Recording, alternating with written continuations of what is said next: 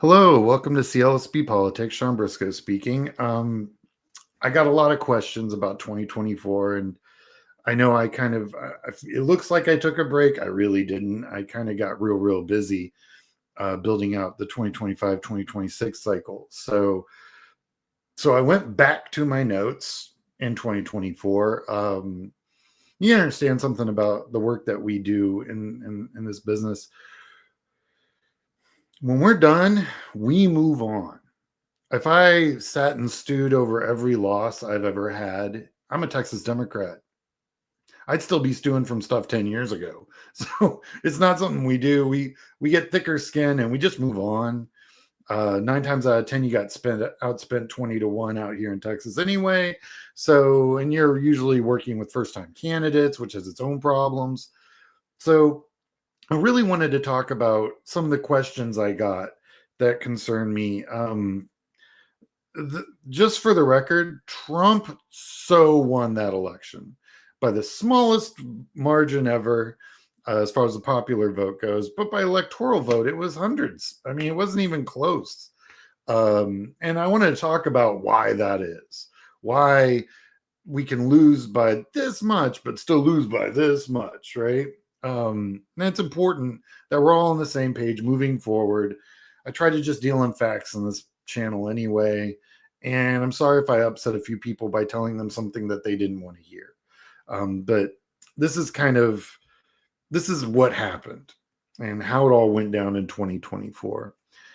All right. I would like to talk about what didn't cause the loss. Okay. Because this is where I think the conspiracies and stuff start leaking in, and I'd like to just nip this in the bud. Okay. First thing, Elon and Starlink did not cause the loss.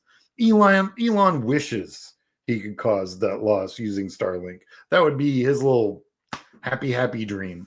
No, that's not the case. Now, did he drop $300 million in the last 45 days on Trump? Absolutely. And we'll talk about that later. That has nothing to do with Starlink or any conspiracy. That's just uber rich idiots jumping into our elections, which BT dubs has been going on for a very long time. So there was no statewide conspiracy. Quite honestly, the Republicans aren't that smart. They really aren't, to pull off something like that. Just for example, in Texas, you need the participation in the silence of like 300 plus county elections, and then their staff, and then whoever their staff's married to. I mean, it's just not possible. It's the same reason I know we went to the moon. It would be more expensive to fake going to the moon than to actually go to the moon in the 60s. So we went to the moon. Trump won that election. Had no there. Now there might have been changes to laws in how people can vote and things of that nature. Again, things that have been going on for a very long time, and it's not secret. Conspiracies are secret and involve large groups of people, or more than three, I guess, but big groups, and they go outside and beyond the law. So we knew the rules for the election. That's not a conspiracy, just so we're clear. What did cause the loss? This is actually the stuff that is important. Okay. Citizens United. Flat out. I mean, and keep in mind, I get paid by political money to run races. That's how I get paid. And I'm telling you, how I get paid is a problem. So just for the record, I hate Citizens United. I thought it was stupid. Corporations aren't people. And those corporations' ability to dump unlimited amounts of money and dark money into campaigns is garbage. I don't believe in it. But yes, the Democrats have to operate by the same rules as the Republicans. So yeah, we're dealing with the same stuff. All right. Citizens United, garbage. Gerrymandering. I have a whole chain. Now you know what I'll do? I'll find it. I'll put the link in the description of this video, so you guys can go back and watch my gerrymandering video if you want. Yeah. Gerrymandering. So, fun fact: in most off presidential cycles, uh, and also most presidential cycles, there are more Democrats that vote for Congress than Republicans that vote for Congress. There are more Democrats that vote for Senate than Republicans. So, although you don't gerrymander a Senate seat because that's statewide, but it goes back to population. We'll talk about that in a little bit. But the gerrymandering of congressional districts is ridiculous. If we had federally mandated uh, congressional districts that could just uh, handle the just so that it was all equal and none of that garbage that, if you want to go back and look at my video on gerrymandering, all that packing and cracking and gerrymandering incumbents out of districts and all the nonsense that goes on where candidates are picking the voters as opposed to the voters picking the candidates, all that stuff. If all that was done and we got all that cleaned out of every state, Texas, North Carolina, Kentucky, Tennessee, those are the bad ones. Most Democratic states already have nonpartisan commissions that draw lines. The only people not playing by that rule are the Republicans. We'd pick up 20 seats in Congress flat.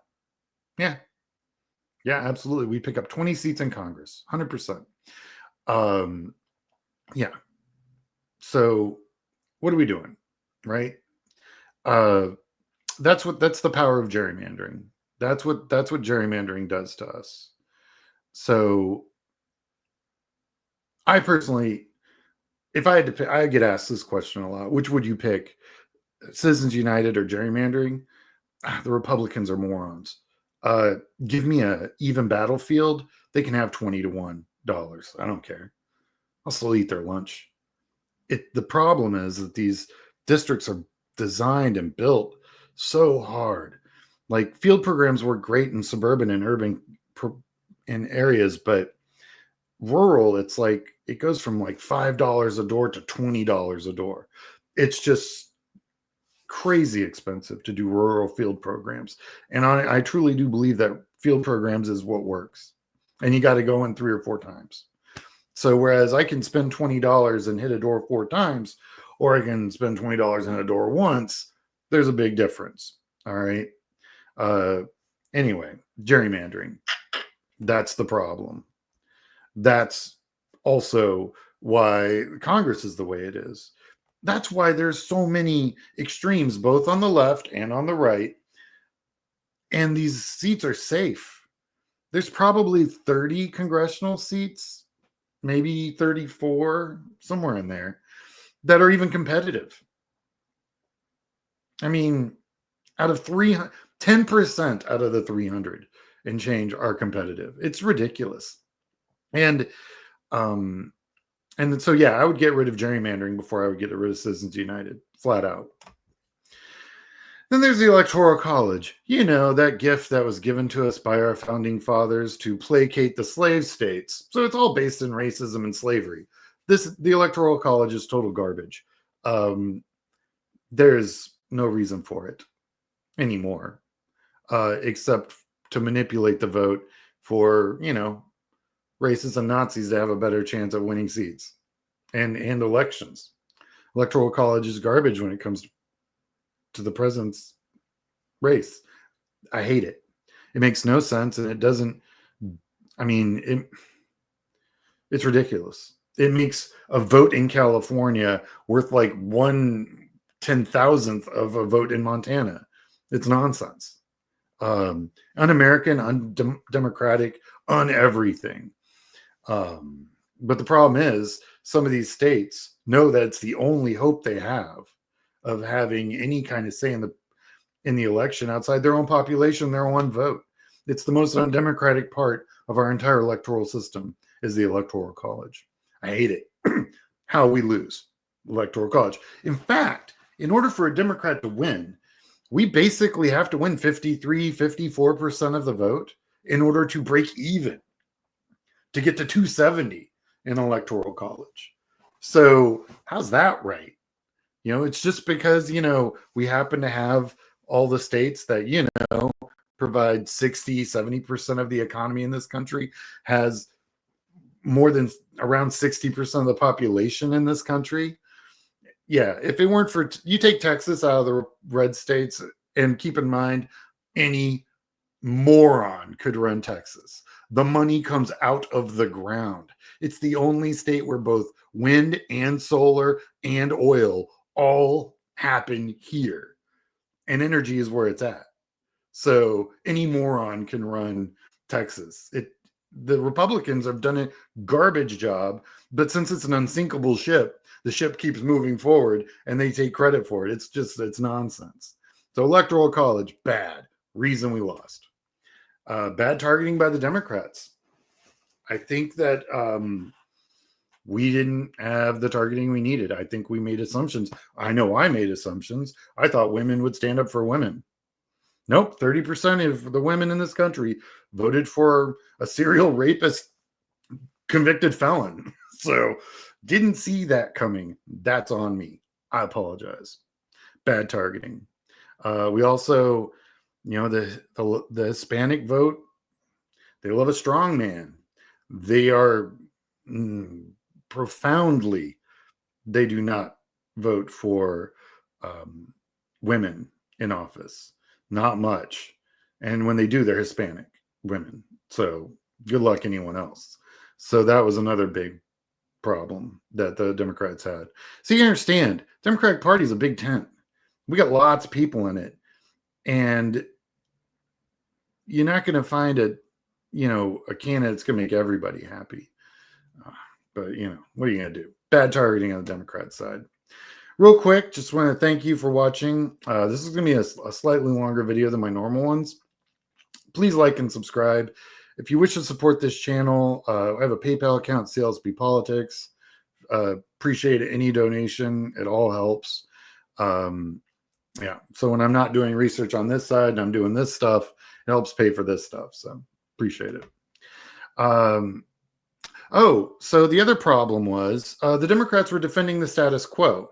Keep in mind, the status quo has moved more wealth into the 1% than the other 99%. We have the largest generation, those millennials I kept talking about for months and months. Those guys, they are totally screwed. The status quo has absolutely let them down. They can't afford a house. They can't afford a family. They're the first generation that's going to live worse than the previous generation, except for the X gen, which we are living worse than our parents did. So the status quo, which is, you had Harris saying, protect the system, for, the 180 days she ran for president, right? And I talk about that in previous video. No candidate jumping in halfway through a race has ever won the presidency. That's facts. Go look that up. So yeah, we were defending, we were making an argument that made no sense to apparently around 7 to 8 million people, because they're working 2-3 jobs and they're renting and they'll never own a home. Yeah. Also, we're defending the status quo as inflation. That's the other big mistake we made. The inflation is not, it is a thing and it's terrible. The current inflation's at 2%. People are complaining about the inflation 3 years ago. They want that undone. Well, in order to do that, that's called deflation. Any of you who've ever taken economics, yeah, that's bad. Like, deflation's what happened, and right after that, 15% unemployment. So their problem is the inflation 3 years ago, not the inflation right now. They're remembering what groceries were in 2019 versus now. And really, the major inflation happened over about 15 to 18 months. That's what people are complaining about. Inflation 2 years ago. And why is it still high? Because prices don't go down. And nobody in the Democratic Party bothered to try and explain that. So the status quo is what we were pushing, and nobody was hearing it because status quo is garbage. What can we do about it? Well, there are a few things. We can fight for voter rights a little bit harder, and we have, and there's a lot of people doing good work on that, and I think more of that, the better. We need to stop, and I'm probably going to get canceled. This will probably, what I'm about to say is probably going to hurt me, hurt my career. And I've never really brought it up, but it's the worst kept secret, and I think, in the Democratic Party. The database management system that we use statewide and the whole country uses, I hate it. I've watched it lose state house seats. I think it cost us Wisconsin. It's poorly updated with new registered voters.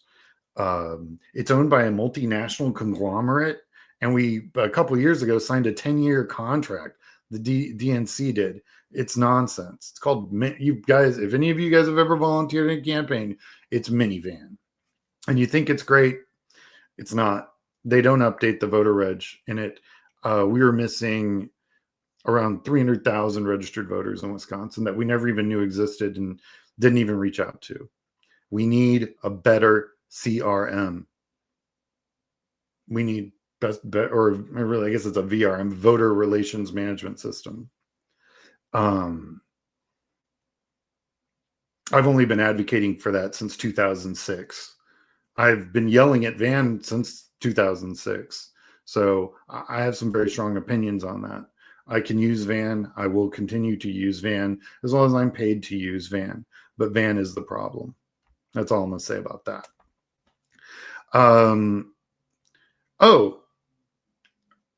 For the next 4 years, we need to bang the drum.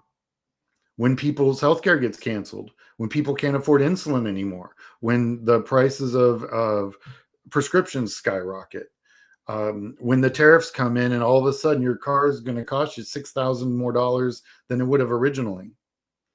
Yeah, we got to make sure that all that is pointed directly at the Republicans, 100%. And they're going to try and, the Democrats won't cooperate. No, you're in charge. That's the argument that I don't think we make enough in Texas. I don't think we make that argument enough, that people are having problems in Texas. Texas is insanely expensive to live here. Yeah, there's no income tax. And so the wealthy do very well here, and that's great. But for them, but everyone else is screwed. You're taxed in the back door a million different ways.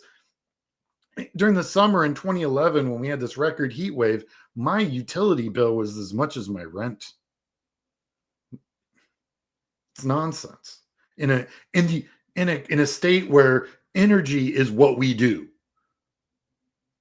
right? Somebody's making money. It ain't me. But yeah, we need to acknowledge the pain and where it's coming from. And the Republicans are oblivious to it, which is great because they won't see it coming. They'll be blindsided right across the head.